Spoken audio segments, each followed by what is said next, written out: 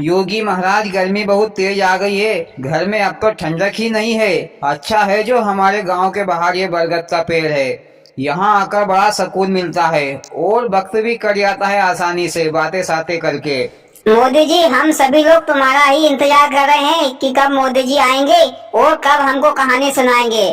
तुम्हारी कहानी सुनकर बड़ा आनंद आता है। राहुल भैया, जरा एक गिलास मटके में से पानी देना तो सही। जरा गला अपना तर्क कर लो, इसके बाद में तुम सभी लोगों को मजेदार कहानी सुनाऊंगा। हाँ क्यों नहीं मोदी जी, ये लो पानी पियो और एक मजेदार कहानी सुना दो। हाँ तो भैया हो, एक पुराने समय की बात है। एक गांव था। उस गांव में एक चमार रहता था। मोदी जी, और कोई नहीं रहता था क्या उस गांव में? योगी जी, रहने को तो बहुत सारे लोग रहते थे, पर कहानी एक चमार की है तो मैं उसी का नाम लूंगा ना। तो वो चमार बड़ा ही चालाक और चतुर था, इसलिए सभी गांव वाले उसे चतुरी चमार कहते थे। उसके घर में दो ही जन थे, एक चतुरी और उसकी पत्नी। चतुरी काम वाम का बड़ा आलसी आदमी था। वो अपना गुजारा अपनी चालाकी से ही करता था। एक दिन चतुरी ने सोचा कि गांव वाँव में ज्यादा कमाई नहीं हो सकती, क्यों नहीं मैं शहर जाकर थोड़ी कमाई करके ले आऊं। तो चतुरी ने अपनी पत्नी से विचार किया और कमाई करने के लिए शहर चला गया। शहर में 2-4 महीने काम किया और अपनी चालाकी से अच्छी खासी रकम कमा ली। मोदी जी, कितनी कमाई की होगी चतुरी ने? ओबीसी जी, क्या तुमको उधारी लेना है जो पूछ रहे हो कि कितनी कमाई की होगी? हाँ मोदी जी, कमाई करने के बाद क्या हुआ? कमाई करने के बाद चतुरी वापस अपने गांव लौट रहा था, पर रास्ते में एक घना जंगल पड़ता था और जंगल में डाकुओं का डर भी रहता था। तो चतुरी ने एक तरकीब लगाई। उसने एक बुढ़ी ठुड्डी मरियल सी घोड़ी खरीद ली, वो भी सिर्फ 500 रुपए में, और उसकी पूंछ में 500 रुपए बांध दिए और बाकी के पैसे अपने जेब में रख लिए और दोनों पैदल रवाना हो गए अपने गांव के लिए। मोदी जी, चतुरी पागल था क्या? घोड़ी खरीदी थी तो उस पर बैठ कर आता। लालू जी, घोड़ी वैसे ही मरियल थी, वो तो वैसे ही करांचते करांचते चल रही थी। उसका कोई भरोसा नहीं था कि कब मर जाए, इसीलिए दोनों पैदल चल रहे थे। आगे रास्ते में जंगल आ गया और डाकुओं ने चतुरी को घेर लिया। डाकुओं के सरदार ने कहा, चतुरी भैया, फटाक से सारा पैसा निकाल दो, नहीं तो फोकट में मार खाओगे, इसके बाद भी तो दोगे। तो चतुरी ने कहा कि डाकू साहब, मेरे पास तो पैसे नहीं है। जो भी मैंने कमाया था शहर से, उन सभी पैसों की तो मैंने एक घोड़ी खरीद कर ले आया हूँ। पर भैया, इसमें एक खासियत है। मोदी जी, क्या खासियत है घोड़ी में? पहले तो बताया नहीं। राहुल भैया, जब टाइम होता है तभी बताऊंगा ना। तो डाकू ने पूछा कि क्या खासियत है इस घोड़ी में? तो चतुरी ने कहा कि मेरे को यही घोड़ी पैसा देती है, यही मेरे लिए सब कुछ है। फिर चतुरी ने घोड़ी की पूंछ में एक डंडा मारा तो 500 रुपए खन खन करके गिरने लगे। मोदी जी, ये तो वही रुपए थे ना जो चतुरी ने घोड़ी के पूंछ में बांधे थे? हाँ अखिलेश भैया, सही पकड़े हैं। ये सब डाकुओं का सरदार देख रहा था और चतुरी से कहा, भैया ये घोड़ी तुम मुझे दे दो, बोलो कितने में खरीद कर लाए हो? तो चतुरी ने कहा कि डाकू साहब, मैंने इसे 1500 रुपए में खरीद कर लाया हूँ, पर तुम मुझे इसके 1000 रुपए ही दे दो। मोदी जी, घोड़ी तो 500 रुपए में खरीद कर लाया था, तो चतुरी फिर झूठ क्यों बोल रहा है? अरे भैया, सही बोलेगा तो डाकू का सरदार उसको कम पैसे देगा, इसलिए उसको झूठ बोलना पड़ा ताकि उसको पैसे ज्यादा मिल जाए। हाँ मोदी जी, आगे क्या हुआ? आगे भैया, डाकुओं के सरदार ने चतुरी को 1000 रुपए दिए और चतुरी पैसे लेकर अपने घर आ गया। उधर भैया, डाकुओं के सरदार ने घोड़ी को एक डंडा मारा उसकी पूंछ में, पर पैसे नहीं निकले। फिर 2 डंडे मारे, फिर भी पैसे नहीं निकले। फिर 2-4 डंडे मारे, फिर भी पैसे नहीं निकले। तो सरदार ने भैया घोड़ी को फिर तबीयत से धुलाई की, लेकिन घोड़ी ने हग मुद दिया, लेकिन पैसे नहीं निकले। सरदार थक गया, इसके बाद उसने घोड़ी को छोड़ दिया। ये बात भैया सरदार ने अपने डाकू साथियों से नहीं बताई, अगर बताता तो डाकू साथी उस पर हंसते। इधर भैया, घोड़ी को डाकू के सरदार ने छोड़ दिया तो दूसरे साथी ने देख लिया, तो उसने घोड़ी को एक झाड़ के आड़े में ले गया और उसकी पूंछ में 2-4 डंडे मारे, पर पैसे नहीं निकले। तो उसने भी फिर तबीयत से मारा, फिर भी पैसे नहीं निकले। उसके बाद उसने भी घोड़ी को छोड़ दिया। फिर तीसरे ने देख लिया, तो उसने भैया घोड़ी को झाड़ के आड़े में ले गया और उसको मारा, पर पैसे नहीं निकले। तो ऐसे करके भैया 2-4 लोगों ने घोड़ी को खूब मारा। अरे मोदी जी, डाकू लोग क्या बुड़बक थे क्या, जो बेचारी बुढ़ी टुड्डी घोड़ी को लठ की मार रहे हैं पैसे के लालच के चक्कर में? अरे बेचारी घोड़ी ऐसे में मर जाएगी। लालू जी मर क्या जाएगी, घोड़ी तो मर गई। 5-6 लोगों ने बेचारी घोड़ी को तबीयत से मारा तो बेचारी बुढ़ी टुड्डी तो पहले से ही थी, कहाँ तक दम पकड़ेगी, बेचारी मर गई। मोदी जी क्या फिर सरदार का पैसा डूब गया क्या? नहीं ओबीसी जी, सरदार ने फिर सोचा कि चतुरी के घर जाकर ही पैसा लेकर आया जाए। दूसरे दिन सरदार ने भैया पूरी गैंग के साथ चतुरी के घर गया। इधर चतुरी भी बड़ा चतुर था, उसने पहले से ही प्लानिंग बना ली थी। मोदी जी क्या प्लानिंग बनाई थी? अखिलेश भैया, चतुरी ने प्लानिंग बनाई थी कि उसने एक खरगोश पकड़ लाया था जंगल से। तो उसने अपनी पत्नी से कहा, जब डाकू आए मेरे को मारने के लिए तब तो इस खरगोश को मेरे को बुलवाने के लिए भेज देना और मैं इस खरगोश को लेकर वापस आऊंगा, बाकी मैं सब संभाल लूंगा। इधर भैया डाकुओं का सरदार अपनी पूरी गैंग लेकर चतुरी के घर आ गया और जोर से आवाज लगाई, अरे चतुरी बाहर निकल, किधर गया? तो भैया चतुरी के घर से उसकी पत्नी बाहर निकली और कहा, भैया वो तो शहर गए हैं, पर तुम चिंता मत करो, मैं अभी बुलवा देती हूँ। फिर चतुरी की पत्नी ने उसी खरगोश को बाहर छोड़ते हुए कहा, जाओ जल्दी चतुरी को लेकर आओ। खरगोश घर के बाहर निकला और उधर से उसी खरगोश को लेकर चतुरी झट से घर आ गया और बोला, डाकू साहब क्या बात है, बहुत गुस्से में हो? डाकुओं के सरदार ने कहा कि भैया तुम कहाँ गए थे? चतुरी ने कहा कि मैं तो शहर गया था, पर घर से बुलावा आया था तो इस खरगोश ने मुझे कुछ ही मिनटों में शहर से घर लेकर आ गया। तो सरदार ने कहा कि क्या ये खरगोश चमत्कारी है? सरदार, मैं आपसे झूठ क्यों बोलूं? आपने खुद ही अपनी आंखों से देखा है, फिर भी मुझसे पूछ रहे हो? तो सरदार ने कहा कि ये खरगोश मुझे दे दो, हम भी हमारी पत्नियों से दूर रहते हैं तो रात में उन्हें अपने पास बुला लेंगे और सुबह घर वापस छोड़ देंगे, बोलो इसकी क्या कीमत लोगे?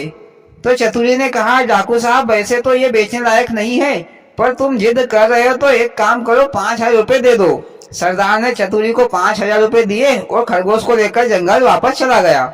इधर शाम हो गई। डाकुओं के सरदार ने खरगोश से कहा कि भैया जाओ हमारी पत्नी को यहाँ बुलाकर ले आओ, और ऐसा कह के खरगोश को छोड़ दिया। खरगोश तो भैया जंगल में भाग गया। इधर सरदार इंतजार करता ही रहा। रात भर सरदार सोया नहीं। दिन निकली आया पर खरगोश नहीं आया और ना ही उसकी पत्नी आई। मोदी जी डाकू का सरदार तो चिरकुट निकला। अखिलेश भैया, चिरकुट नहीं बुड़बक निकला। चिरकुट तो वो होता है जो एक बार चूतिया बने, पर सरदार तो बार बार चूतिया बन रहा था, और जो बार बार चूतिया बने उसे बुड़बक कहते हैं। हाँ मोदी जी, फिर आगे क्या हुआ? आगे भैया लालू जी दूसरे दिन फिर सरदार चतुरी के घर आया अपनी पूरी गैंग के साथ। चतुरी अपने घर के बाहर ही बैठा था, पोहे जलेबी खा रहा था। मोदी जी चतुरी तो सरदार के पैसों से पोहे जलेबी खाता होगा। हाँ अखिलेश, सही कहा तुमने। फिर इधर भैया सरदार ने चतुरी से कहा कि चतुरी भैया मेरे पूरे पैसे ब्याज लगाकर पूरे वापस कर दो, नहीं तो मैं तुम्हें यही मार दूंगा। चतुरी ने अपनी पत्नी से कहा कि भाग्यवान, डाकू साहब के पैसे वापस दे दो, वो भी ब्याज सहित तेल लगा के। तो चतुरी की पत्नी ने कहा कि डाकुओं के पैसे के तो तुम पोहे जलेबी खा रहे हो और घर में टीवी और फ्रिज लेकर आ गए हो, तो मैं कहाँ से लाकर दूं पैसा? तो चतुरी को गुस्सा आ गई, तो चतुरी ने एक लट्ठ उठाया और अपनी पत्नी को 4-6 लट्ठ मचका दिए। मोदी जी वो तो मर गई होगी। अरे भैया जरा सुनो तो सही। पत्नी को जगह जगह से खून निकलने लगा और वह बेहोश होकर जमीन पर गिर गई। तो डाकुओं के सरदार ने कहा, चतुरी तुमने तो अपनी पत्नी को मार डाला। तो चतुरी ने कहा कि डाकू साहब ये तो हमारा रोज का काम है, इसे मैं अभी ठीक कर देता हूँ। फिर चतुरी अपने घर के अंदर गया और घर के अंदर से ढोलक लेकर बाहर आया और ढोलक बजाने लगा। तो चतुरी की पत्नी ढोलक की आवाज सुनकर उठकर खड़ी हो गई। मोदी जी वो खून कहाँ गया जो निकला था चतुरी की पत्नी को? भैया ये चतुरी की प्लानिंग थी, वो खून नहीं था बल्कि रंग था। ये सब देखकर सरदार ने सोचा कि मेरी पत्नी भी मेरे पर खूब गुस्सा होती है, तो उसको सबक सिखाने का यह सही तरीका है। ये सोचकर सरदार ने फिर चतुरी से कहा कि भैया ये ढोलक मेरे को दे दो, इसके मैं पैसे दे देता हूँ, बोलो कितने पैसे दे दूं?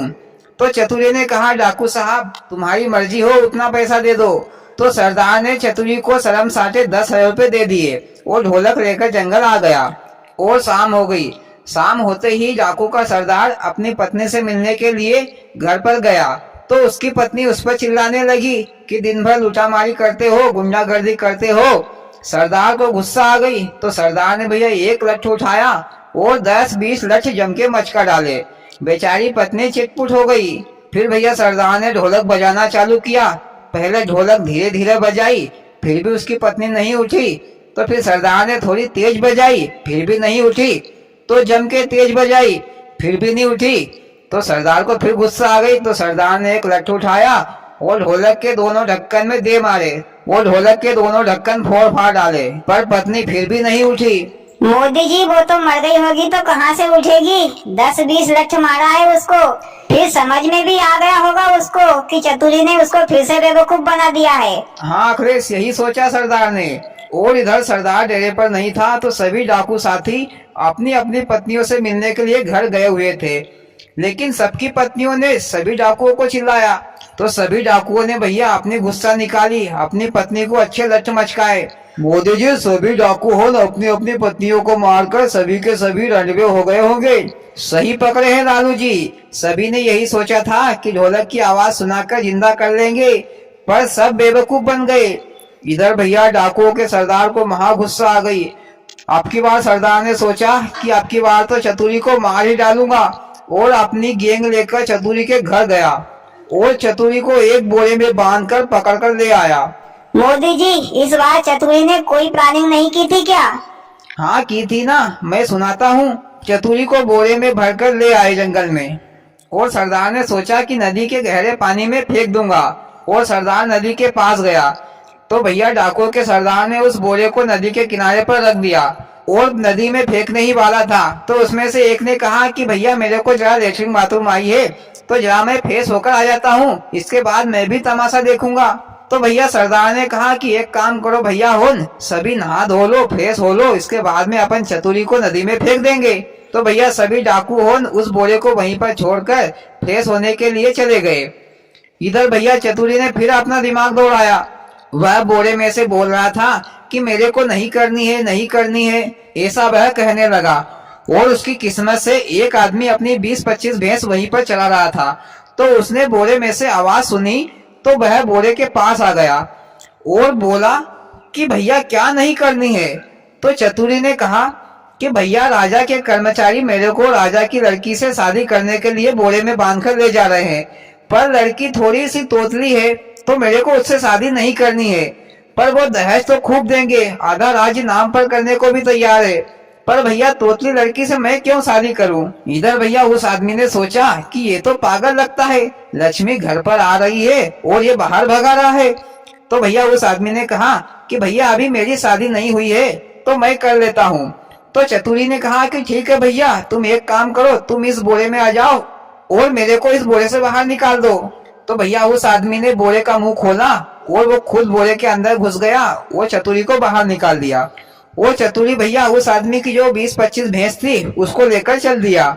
इधर भैया डाकू सभी नहा धो के फ्रेश होकर बोरे के पास आ गए और भैया डाकुओं के सरदार ने पूछा चतुरी से कि आप करेगा कि नहीं।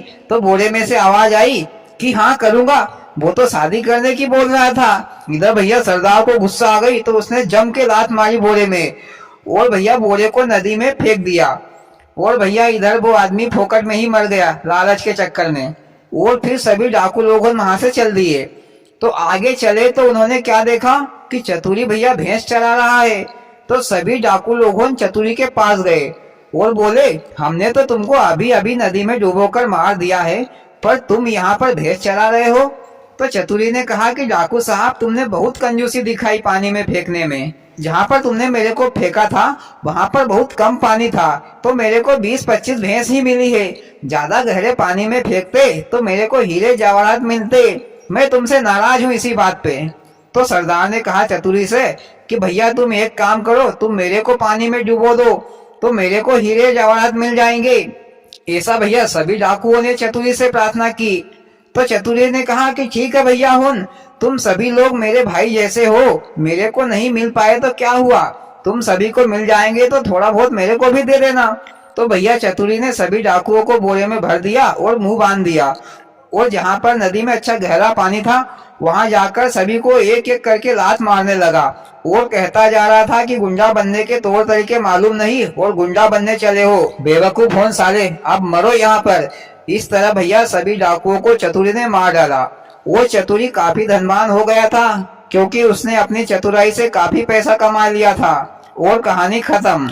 वाह मोदी जी, चतुरी तो सचमुच चतुर था। मजा आ गया तुम्हारी कहानी सुनकर। और भाइयों, आपको कैसी लगी मोदी जी की कहानी? अच्छी लगी हो तो प्लीज वीडियो को लाइक और चैनल को सब्सक्राइब करें। भोलेनाथ सबके साथ।